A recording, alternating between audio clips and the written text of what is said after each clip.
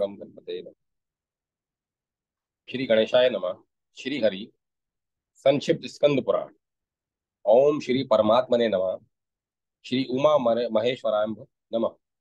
संक्षिप्त श्री स्कंद महापुराण। काशी खंड पूर्वार्ध। मेरुगिरी से स्पर्धा करके विंध्याचल का सूर्य के मार्ग को रोकना और ब्रह्मा जी के आदेश से देवताओं का काशी में अगस्त्य मुनि के समीप जाना, जिनका मुख गजराज के मुख के समान है, जो महादेव जी की प्रिया पार्वती जी के लाडले पुत्र हैं, सबके महान शासक हैं तथा रोग शोक से सर्वथा रहित हैं, उन श्री गणेश जी का हम चिंतन करते हैं।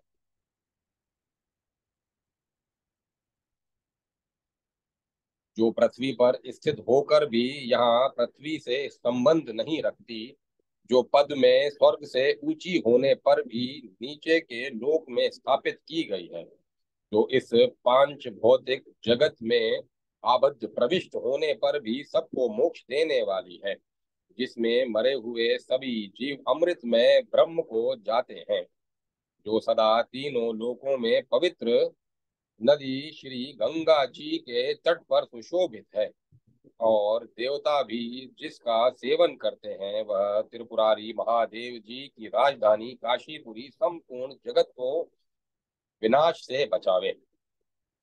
श्री व्यास देव जी कहते हैं, एक समय देव ऋषि नारद नर्मदा के जल में स्नान और श्री ओमकार नाथ जी का भली भांति पूजन करके जब आगे आ गए, तब उन्हें वह विंध्य पर्वत दिखाई दिया, जो संसार ताप का संहार करने वाली नर्मदा नदी के जल से सुशोभित होता है।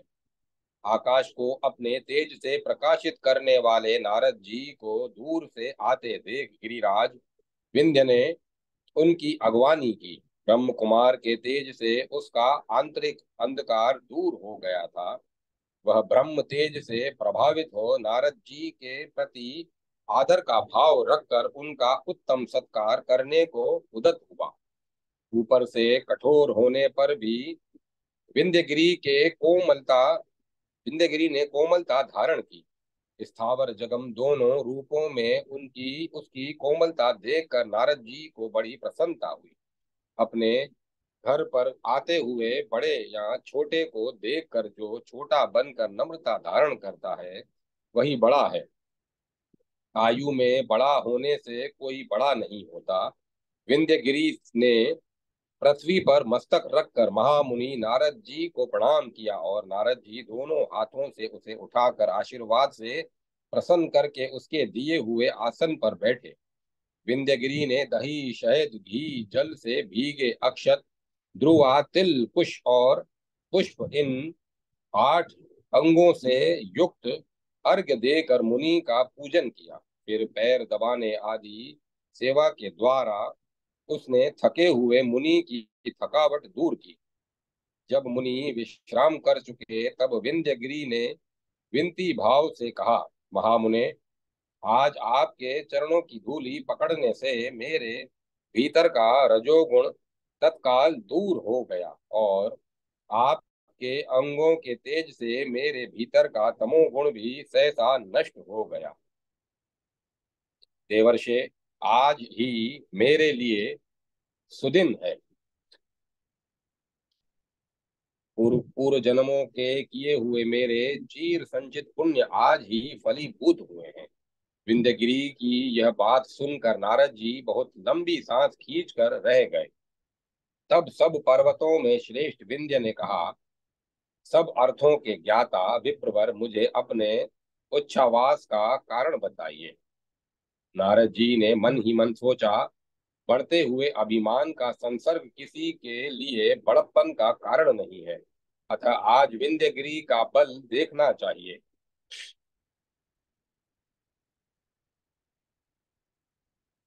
यूं सोचकर मुनि बोले, पर्वतों में श्रेष्ठ मेरुगिरि तुम्हारा अपमान करता है, इसीलिए मैंने लंबी सांस खींची है और यह बात तुमसे बता दी है। तुम्हारा कल्याण हो। ऐसा कहकर नारद मुनि आकाश मार्ग से चले गए। मुनि के जाते ही विंध्याचल अत्यंत उद्विग्न चित्त हो गए, बड़ी चिंता में पड़ गया और मन ही मन कहने लगा, जिसने शास्त्र का एक अंश भी नहीं पढ़ा उसके जीवन को धिक्कार है।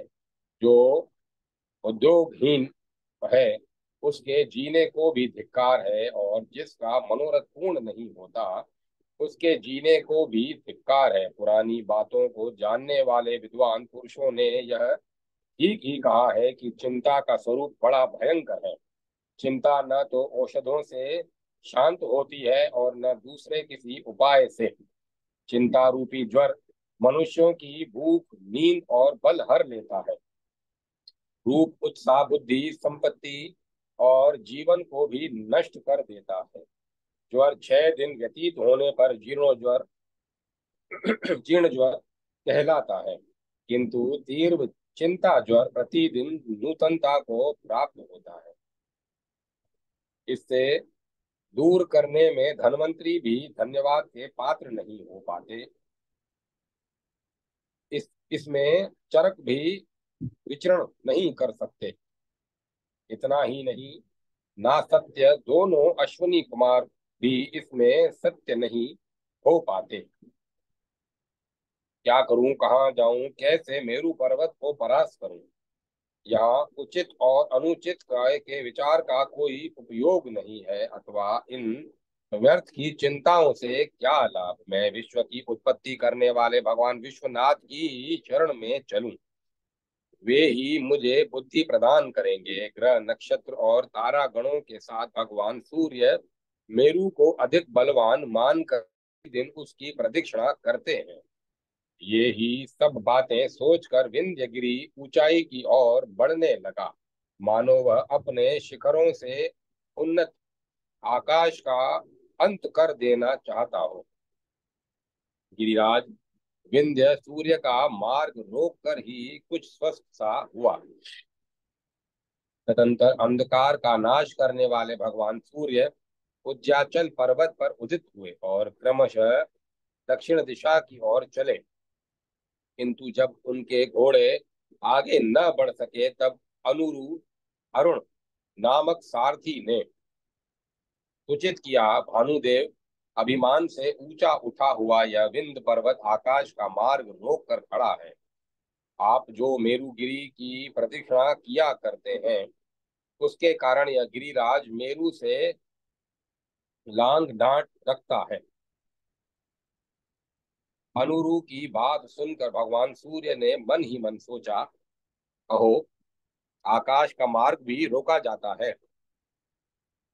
यह बड़े विस्मय की बात है। जो आधे पल में 2202 योजन चलते हैं, वे सूर्य भी देववश एक ही जगह अधिक समय तक रुके रह गए।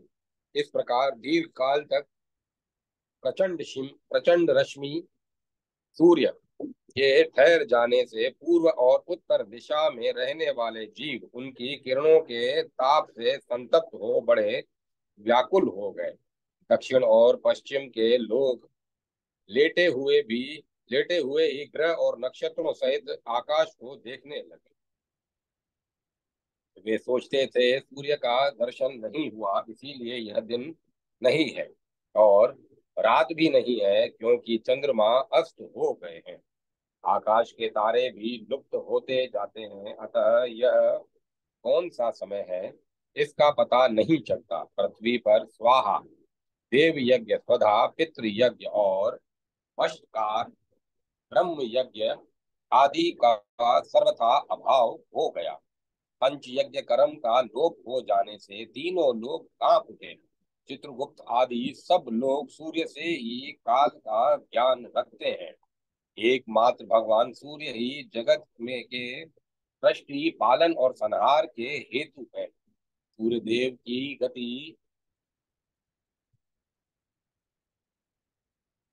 रुक जाने से तीनों लोग स्तब्ध हो उठे। जो जहां था वहीं चित्र लिखित सा रह गया। एक और तो रात के अंधेरे से और दूसरी ओर सूर्य की गरिमा गर्मी से बहुत से जीवों की मृत्यु हो गई। समस्त चेतन जगत भय से इधर उधर भागने लगा।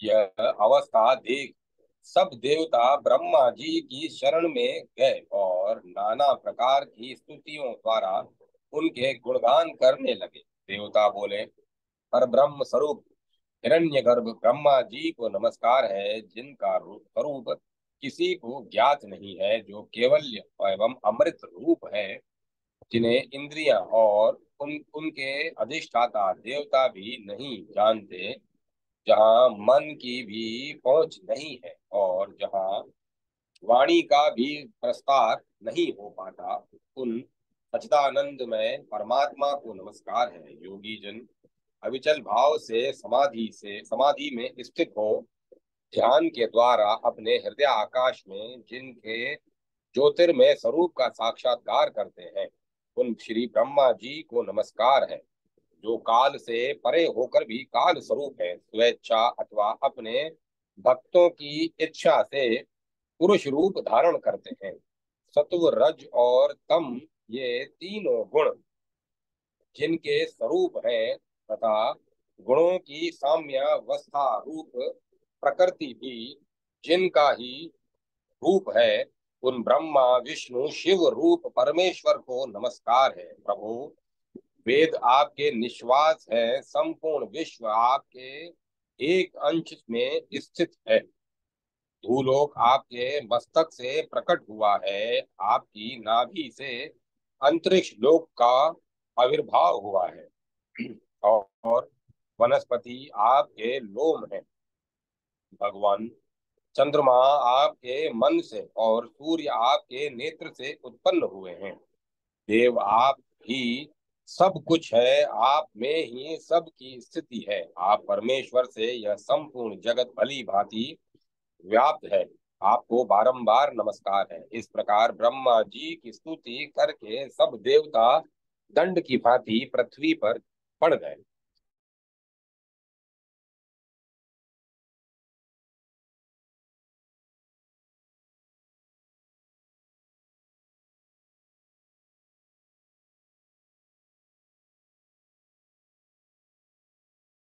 करके खड़े हुए, तब ब्रह्मा जी ने उनसे पुनः इस प्रकार कहा, विंध्यागिरी विंध्याचल मेरु पर्वत से दाह करता है, इसीलिए उसने सूर्य का मार्ग रोक रखा है।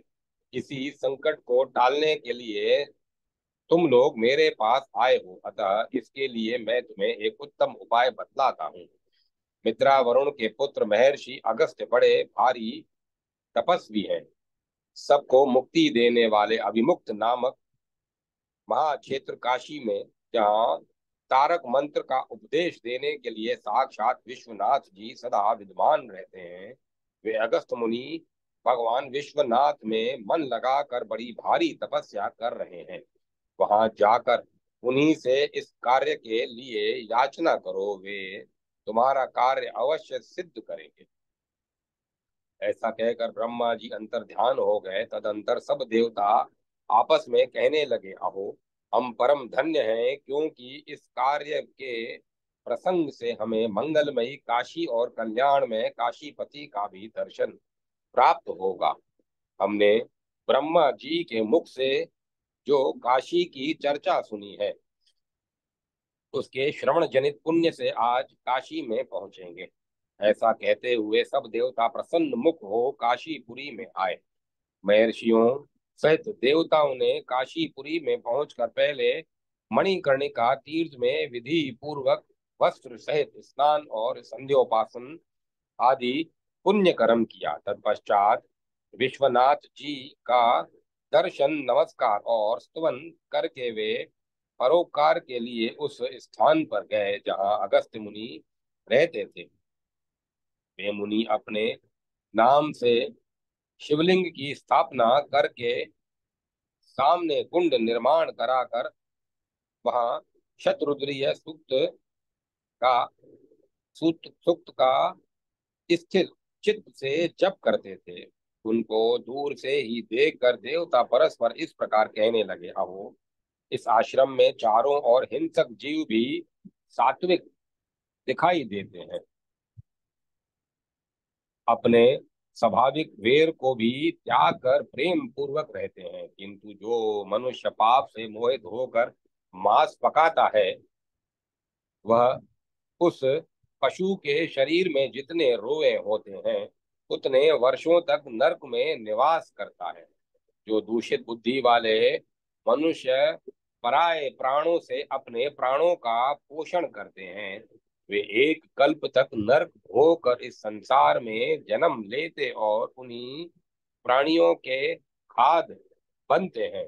भूख से प्राण निकल निकल कर कंठ तक आ गए तो भी मांस नहीं खाना चाहिए। भूख से प्राण निकल कर कंठ तक आ गए हों तो भी मांस नहीं खाना चाहिए। ये हिंसक जीव भी मनुष्यों की अपेक्षा श्रेष्ठ हैं, जो अगस्त्य मुनि की सेवा से ऐसी स्थिति को प्राप्त हो गए कि हिंसा की और उनका मन जाता ही नहीं। कहाँ मांस भक्षण और कहाँ भगवान शिव की भक्ति। जो मद और मांस में आसक्त हैं, उनसे भगवान शंकर दूर रहते हैं।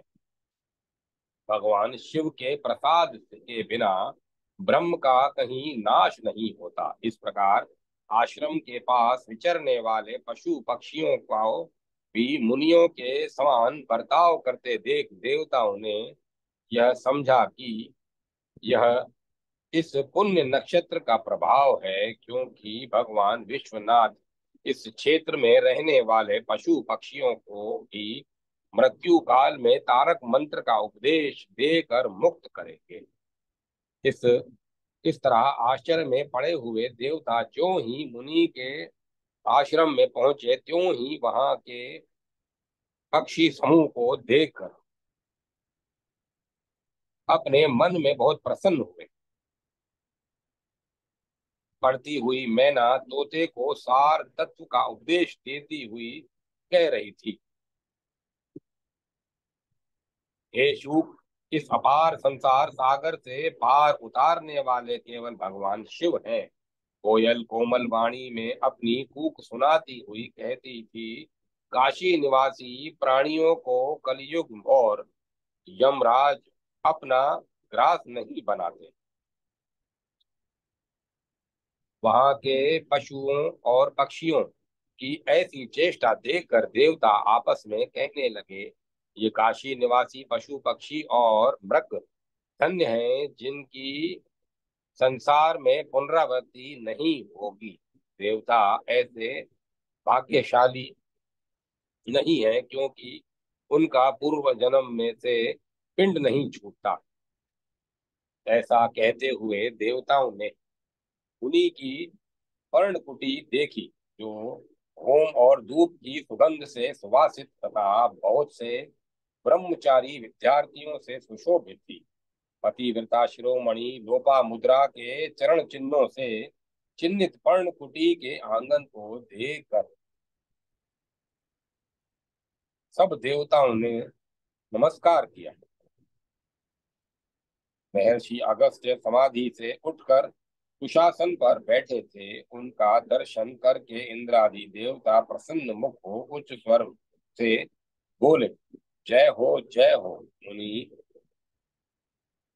उठकर खड़े हो गए और उन सबको यथा योग्य आसन पर बिठाया। आशीर्वाद से उनका अभिनंदन किया और वहां आने का कारण पूछा। ओम नमः शिवाय। ओम नमः शिवाय। जय श्री राधे कृष्ण राधे कृष्ण राधे कृष्ण राधे। बृहस्पति जी के मुख से लोपा मुद्रा के पतिव्रत धर्म का वर्णन। अगस्त्य जी का वचन सुनकर बृहस्पति जी के मुख की ओर देखने लगे। तब बृहस्पति जी ने कहा, महाभाग अगस्त्य जी, आप धन्य हैं, कृत्य हैं और महात्मा पुरुषों के लिए भी माननीय हैं। आप में तपस्वी की संपत्ति है, आप में स्थिर ब्रह्म तेज है, आप में पुण्य की उत्कृष्ट शोभा है, आप में उदारता है और आप में विवेकशील मन है। आपकी सहधर्मिणी ये कल्याणमयी लोपा मुद्रा बड़ी पतिव्रता है। छाया आपके शरीर की छाया के तुल्य है। इनकी चर्चा भी पुण्य देने वाली है। मुने, ये आपके भोजन कर लेने पर ही भोजन करती है, आपके खड़े होने पर स्वयं भी खड़ी रहती है, आपके सो जाने पर सोती और आपसे पहले जग उठती है। ये कभी अपने आप को आपके सामने अलंकारहीन अवस्था में नहीं उपस्थित करती। जब आप किसी कार्य से कहीं परदेश में जाते हैं, तब ये कभी एक भी अलंकार नहीं धारण करती। आपकी आयु बढ़े इस उद्देश्य से ये कभी आपका नाम नहीं उच्चारण करती। दूसरे पुरुष का नाम भी ये कभी अपनी जीभ पर नहीं लाती। ये कड़वी बात सह लेती है, किंतु स्वयं बदले में कोई कटु वचन मुंह से नहीं निकालती। आपके द्वारा ताड़ना पाकर भी प्रसन्न ही होती है। जब आप इनसे कहते हैं, प्रिय अमुक कार्य करो, तब ये उत्तर देती है, स्वामिन अभी किया। आप समझ लें वह काम पूरा हो गया। आपके बुलाने पर ये घर के आवश्यक काम छोड़कर भी तुरंत चली आती हैं और कहती हैं, प्राणनाथ दासी को किस लिए बुलाया है? आज्ञा देकर मुझे अपने प्रसाद की भागिनी बनाइए। ये दरवाजे पर देर देर तक नहीं खड़ी होती, द्वार पर बैठती और सोती भी नहीं है। आपकी आज्ञा के बिना कोई वस्तु किसी को नहीं देती। आप न कहें तब भी ये स्वयं ही आपके लिए पूजा का सब सामान जुटा देती है। नियम के लिए जल, कुशा, पत्र, पुष्प और अक्षत आदि प्रस्तुत करती है। सेवक के लिए सेवा के लिए अवसर देखती रहती है, और जिस समय जो वस्तु आवश्यक अथवा उचित है, वह सब बिना किसी उद्वेग के अत्यंत प्रसन्नता पूर्वक उपस्थित रहती है। पति के भोजन करने के बाद बचा हुआ अन्न और फल आदि खाती और पति की दी हुई प्रत्येक वस्तु को महाप्रसाद कहकर शिरोधार्य करती है। देवता, पितर और अतिथियों को तथा सेवकों, गौओं और याचकों को भी उनका भाग अर्पण किए बिना ये कभी भोजन नहीं करती। वस्त्र, आभूषण आदि सामग्रियों को स्वच्छ एवं सुरक्षित रखती है। ये गृह कार्य में कुशल हैं, सदा प्रसन्न रहती हैं, फजूल खर्च नहीं करती और आपकी आज्ञा लिए बिना ये कोई उपवास और व्रत आदि नहीं करती। जन समूह के द्वारा मनाए जाने पर वाले उत्सवों का दर्शन दूर से ही त्याग देती है।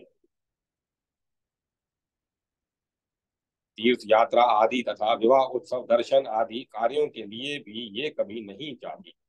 पति सुख से सोए हों, आराम से बैठे हों अथवा अपनी मौज से कहीं रम रहे हों, तो उस समय कोई अंतरंग कार्य आ जाने पर भी उन्हें कभी नहीं उठाती। रजस्वला होने से रजस्वला होने पर ये दिन रात तक आप अपना मुंह पति को नहीं दिखाती। जब तक स्नान करके शुद्ध न हो जाए, तब तक अपनी बात भी पति के कानों में नहीं पड़ने देती। भली भांति स्नान कर लेने पर पहले पति का ही मुंह देखती हैं और किसी का नहीं, अथवा यदि पति देव उपस्थित न हो तो मन ही मन उनका ध्यान करके सूर्य देव का दर्शन करती है। पति की आयु वृद्धि चाहती हुई पतिव्रता स्त्री अपने शरीर से हल्दी, रोली, सिंदूर, काजल, चोली, पान, शुभ मांगलिक आभूषण कभी दूर न करे। को केशों का संवारना, वेणी गुथना तथा कान हाथ और कान आदि के आभूषणों को धारण करना कभी बंद न करे। अपने स्वामी से द्वेष रखने वाली स्त्री से ये कभी बात नहीं करती है। ये कहीं भी अकेली नहीं रहती और न कभी नंगी होकर स्नान करती है। सती स्त्री को ओखली ओखली, मूसल, झाड़ू, सिलोट, चक्की और चौखट पर कभी नहीं बैठना चाहिए। पतिव्रता स्त्री कभी कृष्णता का भ्रष्टता का परिचय न दे। जहाँ जहाँ पति की रुचि हो वहीं वहीं सती स्त्री सदा प्रेम रखे। यही स्त्री का उत्तम व्रत, यही उनका परम धर्म और यही एकमात्र देव पूजा है कि वे पति की आज्ञा का उल्लंघन न करें। पति नपुंसक, दुर्दशाग्रस्त दुर्दशाग्रस्त, रोगी, बूढ़ा, अच्छी स्थिति वाला अथवा बुरी परिस्थिति में पड़ा हुआ हो तो भी पति का कभी त्याग न करे। पति के हर्ष में हर्ष माने और पति के मुख पर विषाद की छाया देखकर स्वयं भी विषादग्रस्त हो। पुण्यात्मा सती संपत्ति और विपत्ति में भी पति के साथ एक रूप होकर रहे। पति को चिंता और परिश्रम में न डाले। तीर्थ स्नान की इच्छा रखने वाली स्त्री अपने पति का चरणोदक पिए, क्योंकि उसके लिए केवल पति ही भगवान शिव और विष्णु से बढ़कर हैं। जो पति की आज्ञा का उल्लंघन करके व्रत और उपवास आदि के नियम पालती है, वह अपने पति की आयु हर लेती हैं और मरने पर नरक में गिरती हैं। जो स्वयं प्रसन्न होकर पति को प्रसन्न रखती हैं, उसने तीनों लोकों को प्रसन्न कर सुख उसने तीनों लोकों को प्रसन्न कर लिया। पिता थोड़ा सुख देता है, भाई थोड़ा सुख देता है और पुत्र भी थोड़ा ही सुख देता है। अपरिमित सुख देने वाला तो पति ही है।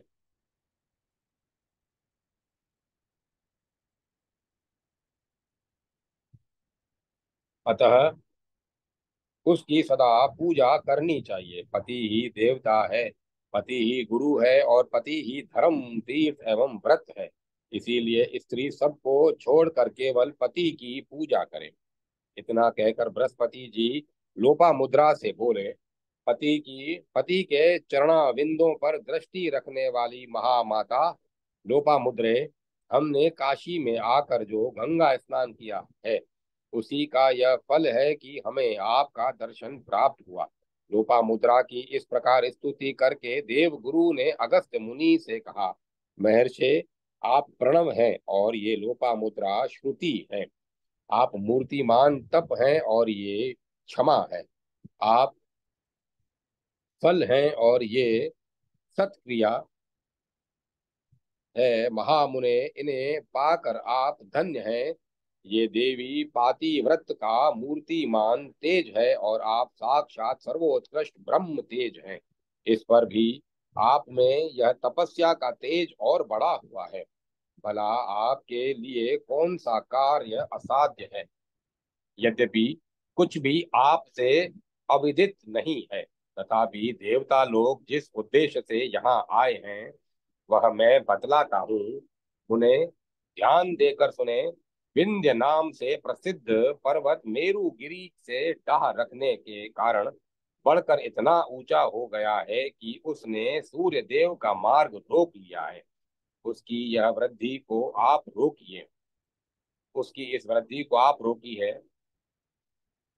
देवगुरु का यह वचन सुनकर महामुनि अगस्त्य ने क्षण भर के लिए चित्त को एकाग्र किया और बहुत अच्छा, आप लोगों का कार्य सिद्ध करूंगा, ऐसा कहकर देवताओं को विदा किया। तत्पश्चात वे पुनः कुछ चिंतन करते हुए ध्यान मग्न हो गए।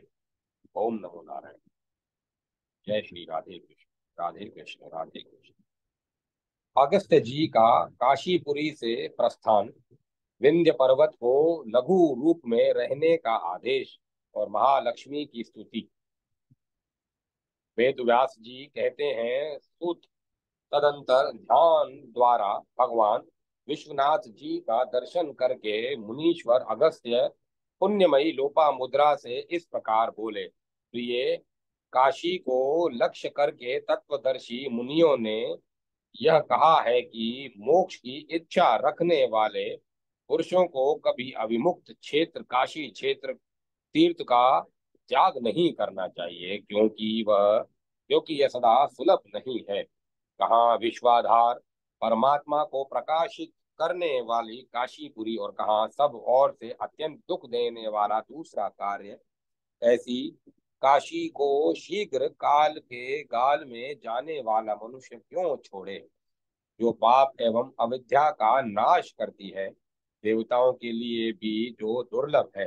गंगा जी के स्वच्छ जल से जिसकी शोभा हो रही है, जो भवबंधन का नाश करने वाली है, भगवान शिव और अन्नपूर्णा जिसे कभी नहीं छोड़ते, तथा जो मोक्ष रूप मोती को प्रकट करने के लिए एकमात्र सीपी है, ऐसी मुक्तिमयी काशीपुरी को जीवन मुक्त पुरुष कदापि नहीं छोड़ते। जो लहरें लेती हुई गंगा जी के जल से अत्यंत सुंदर प्रतीत होती है, जो प्रलय काल में भी महादेव जी के त्रिशूल के अग्रभाग पर स्थापित रहती है, ऐसी काशी को छोड़कर लोग अपने मन को जो अन्यत्र ले जाते हैं, वह उनकी कैसी जड़ता है। ब्राह्मणों के आशीर्वाद और भगवान विश्वनाथ की कृपा से ही काशी सुलभ होती है। काशी अपनी शरण में आए हुए जीवों की रक्षा करने वाली है। यहाँ मृत्यु काल में भगवान शंकर सब जीवों के कान में तारक मंत्र का उपदेश देते हैं, जिससे वे सब ब्रह्म स्वरूप हो जाते हैं। वेदवादी विद्वान कहते हैं कि काशीपुरी में भगवान शिव तारक मंत्र के उपदेश से वहां रहने वाले सब जीवों को निश्चय ही मुक्त कर देते हैं। तदंतर अगस्त मुनि काल भैरव जी के पास गए और प्रणाम किया। भगवान आप काशीपुरी में भगवान आप काशीपुरी के स्वामी हैं, अतः आप अतः मैं आपसे आज्ञा लेने आया हूँ। कालराज आप मुझ निरापराध पर किस कारण आपकी यह अपराध दृष्टि हो गई, क्यों आप मुझे काशी से अन्यत्र जाने का अवसर देते हैं। यक्षराज आप क्यों मुझे काशी से बाहर भेजते हैं। इस प्रकार विरही की भांति विलाप करके हाँ काशी की रट लगाते हुए अगस्त मुनि अपनी धर्म पत्नी लोपामुद्रा के साथ चले और आधे पल में इस उस स्थान पर जा पहुंचे जहां विंध्य पर्वत ऊंचे आकाश को रोक कर खड़ा था। मुनि ने अपने सामने ही खड़े हुए विंध्याचल पर दृष्टिपात किया। पर्वत भी पत्नी सहित अगस्त मुनि को अपने आगे खड़े देखकर कांप गया। वे तपस्या से और क्रोध से तथा काशी के विरह से प्रकट हुई त्रिविध अग्नियों से प्रलयंकार अनल की भांति अत्यंत प्रज्वलित से जान पड़ते थे। उन पर दृष्टि पड़ते ही विंध्य पर्वत बड़ा छोटा हो गया और मानो धरती में समा गया हो।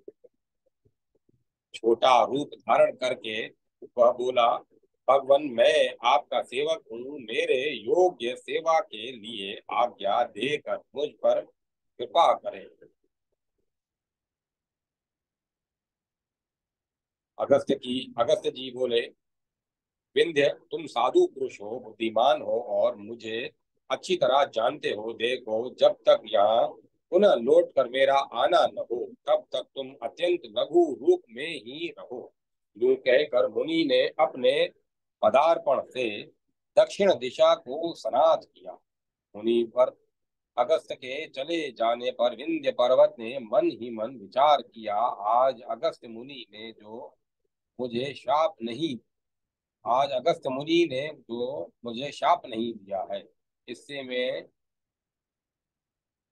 समझता हूँ कि मेरा पुनः नया जन्म हुआ है। काल के उस समय काल का ज्ञान रखने वाले अरुण सारथी ने अपने घोड़ों को आगे बढ़ाया। पहले की भांति सूर्यदेव के संचारण से संपूर्ण जगत पूर्णतः स्वस्थ हुआ। आज कल अथवा परसों तक मुनि अवश्य आएंगे। मानो इसी चिंता के महाभार से दबा हुआ विंध्यगिरि विंध्यगिरि ज्यों का त्यों स्थित है, परंतु आज तक न तो अगस्त्य मुनि आए और न पर्वत बढ़ा। मुनिवर अगस्त्य जी गोदावरी के रमणीय तट पर विचरते हुए भी काशी विरह जनित महान संताप को नहीं छोड़ सके। वे पत्नी सहित विचरते हुए कोल्हापुर निवासिनी महालक्ष्मी के समीप गए और उन्हें प्रणाम करके इस प्रकार स्तुति करने लगे। कमल के समान विशाल नेत्रों वाली माता कमले,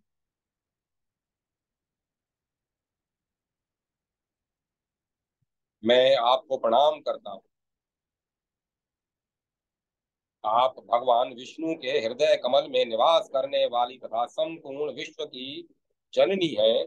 कमल के कोमल गर्भ के सदृश गौर वर्ण वाली क्षीर सागर की पुत्री महालक्ष्मी, आप अपनी शरण में आए हुए प्रणत जनों का पालन करने वाली हैं। आप सदा मुझ पर प्रसन्न हो।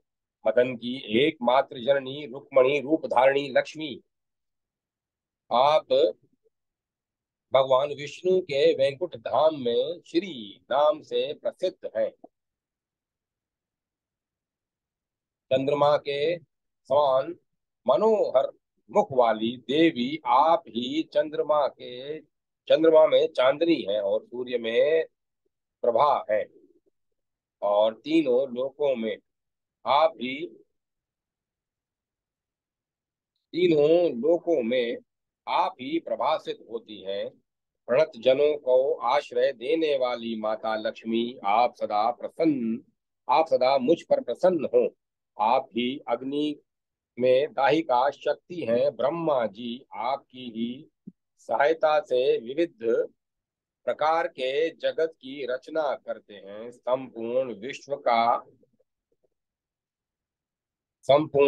विश्व का भरण पोषण करने वाली भगवान विष्णु भी सबका सब संपूर्ण विश्व का भरण पोषण करने वाले भगवान विष्णु भी आपके ही भरोसे सबका पालन करते हैं। शरण में आकर चरण में मस्तक झुकाने वाले पुरुषों की निरंतर रक्षा करने वाली माता महालक्ष्मी, आप मुझ पर प्रसन्न हो। निर्मल स्वरूप वाली देवी, जिनको आपने त्याग दिया है, उन्हीं का भगवान रुद्र संहार करते हैं। वास्तव में आप ही जगत का पालन संहार और सृष्टि करने वाली हैं। आप ही कार्य कारण रूप जगत हैं। निर्मल स्वरूपा लक्ष्मी, आपको प्रणाम करके ही भगवान श्री हरि सबके पूज्य बन गए। माँ, आप प्रणत जनों का सदैव पालन करने वाली हैं। मुझ पर प्रसन्न हो। शुभे, जिस पुरुष पर आपका करुणापूर्ण कटाक्षपात होता है, संसार में एकमात्र वही शूरवीर, गुणवान, विद्वान, धन्य, मान्य, कुलीन, शीलवान, अनेक कलाओं का ज्ञाता और परम पवित्र माना जाता है। देवी, आप जिस किसी पुरुष, हाथी, घोड़ा, नपुंसक, तिनका, सरोवर, देव मंदिर, ग्रह, अन्न, रत्न, पशु, पक्षी, शैया और भूमि में क्षण भर भी निवास करती हैं, समस्त संसार में केवल वही शोभा संपन्न होता है, दूसरा नहीं।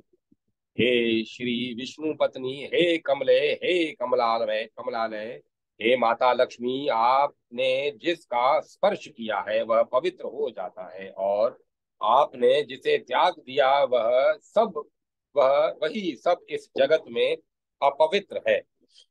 जहाँ आपका नाम है वही उत्तम मंगल है। जो लक्ष्मी श्री कमला कमलालया पद्मा रमा नलिन युगम करा, दोनों हाथों में कमल धारण करने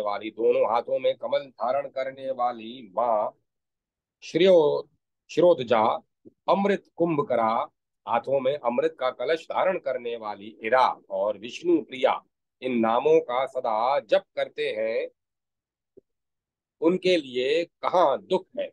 इस प्रकार हरि प्रिया भगवती महालक्ष्मी की स्तुति करके पत्नी सहित अगस्त्य मुनि ने दंड की भांति पृथ्वी पर गिरकर उन्हें साष्टांग प्रणाम किया। लक्ष्मी जी ने कहा, मित्र वरुण नंदन अगस्त्य, उठो उठो, तुम्हारा कल्याण हो। उत्तम व्रत का आचरण करने वाली पतिव्रते लोपा मुद्रया मुद्रे, तुम भी उठो। मैं इस स्तुति से बहुत प्रसन्न हूँ, तुम मनोवांछित वर मांगो। यूं कहकर विष्णु प्रिया श्री लक्ष्मी जी ने मुनि पत्नी लोपामुद्रा को हृदय से लगा लिया और प्रेम पूर्वक अनेक प्रकार के सौभाग्य सूचक आभूषणों से उन्हें विभूषित किया। तत्पश्चात वे पुनः बोली, मुने मैं तुम्हारी आंतरिक ताप का कारण जानती हूँ। यह सुनकर महाभाग मुनिवर अगस्त्य जी ने महालक्ष्मी देवी को प्रणाम करके भक्ति से भरा हुआ वचन कहा, देवी यदि मैं वर देने योग्य हूँ तो आप मेरे लिए यही वर प्रदान करें कि मुझे पुनः काशी की प्राप्ति हो। मेरे द्वारा की हुई आपकी इस स्तुति को सदा भक्ति पूर्वक पाठ करें। जो सदा भक्ति पूर्वक पाठ करे उन्हें कभी संताप और दरिद्रता न हो। ओम लक्ष्मी देवी नमः।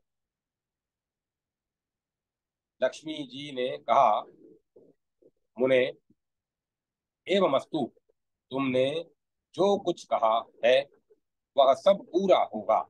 इस स्तोत्र का पाठ मेरे सामीप्य की प्राप्ति कराने वाला होगा।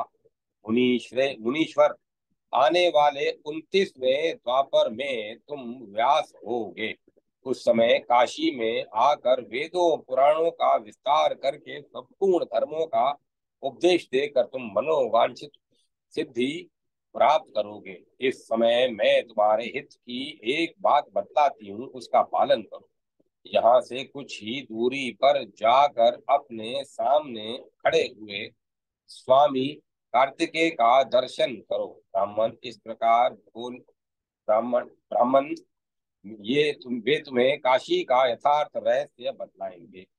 इस प्रकार वरदान पाकर महालक्ष्मी को प्रणाम करके मुनिवर अगस्त्य उस स्थान पर गए जहाँ श्री कार्तिकेय जी विराजमान है। ओम नमः शिवाय, ओम नमो नारायण, ओम श्री लक्ष्मी नारायण नमः। श्री गणेशाय नमः। श्री कृष्ण श्री कृष्ण कृष्ण कृष्ण हरे हरे हरे। ओम नमो। ओम तत्सत। ओम तत्सत। ओम तत्सत। अब कथा को विराम दिया जाता है।